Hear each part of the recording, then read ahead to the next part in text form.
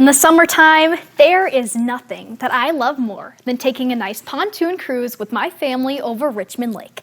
Whether we decide to throw in a line or take a dip in the water, it is always a blast. But as any good swimmer will tell you, it's the dangers of what's lurking beneath the surface of the water that we can see that threatens the livelihood of our lakes, rivers, and streams.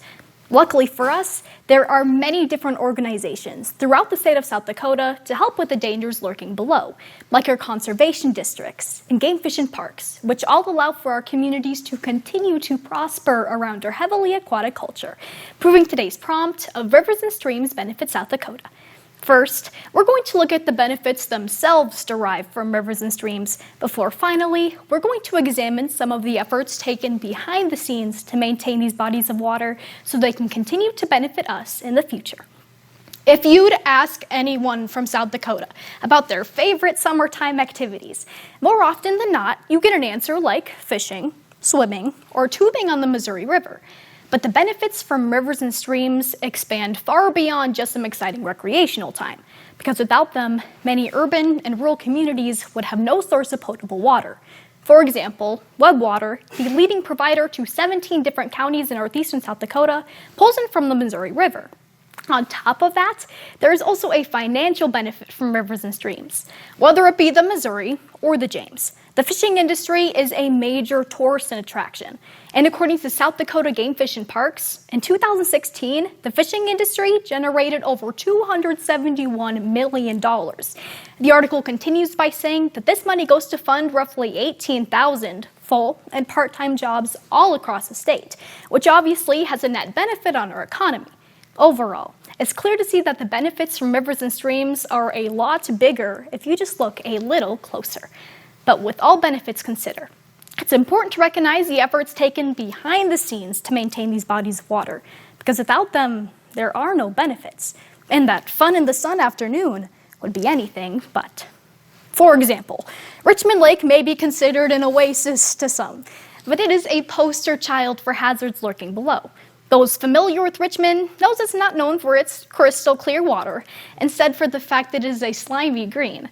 But it isn't all bad, because the South Dakota legislators and stakeholders recognize this problem and introduced a solution of buffer strips, specifically grass waterways, which are 50 to 150-foot sections of grass planted along a waterway to catch the nutrients before it has the chance to enter the body of water.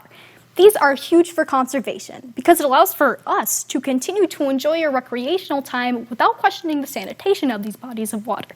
Another way to preserve our rivers and streams is through simply fencing in cattle.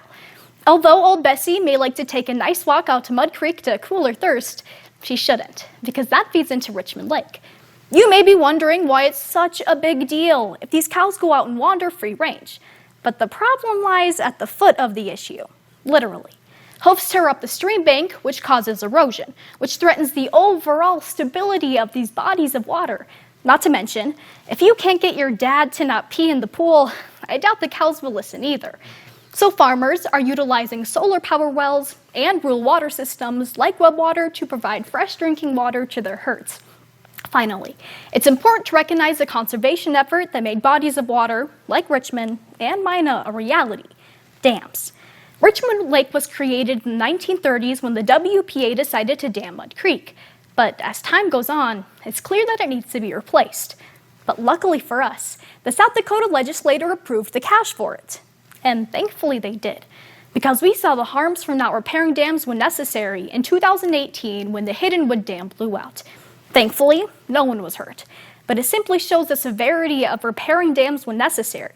Because when dams do fail, they release a lot of sediment and built up pollutants, which is harmful to surrounding bodies of water and can contribute to destruction and loss of life, like the Rapid City Dam in the 1970s that failed and ended up killing 238 people. So today, we first looked at the benefits from rivers and streams. The first benefit being drinking water, before finally the benefit from the fishing industry. Before finally, we examined some of the efforts taken to maintain these bodies of water. The first effort being buffer strips. Next, we looked at how farmers are simply fencing in their cattle. Before finally, we examined the conservation effort of dams, proving today's prompt of Rivers and Streams Benefit South Dakota. So, The next time you're out on the water, make sure to recognize not only the fun in the sun afternoon that you're having, but also to appreciate the myriad of conservative efforts taken to maintain the water's natural benefits and beauty. Thank you.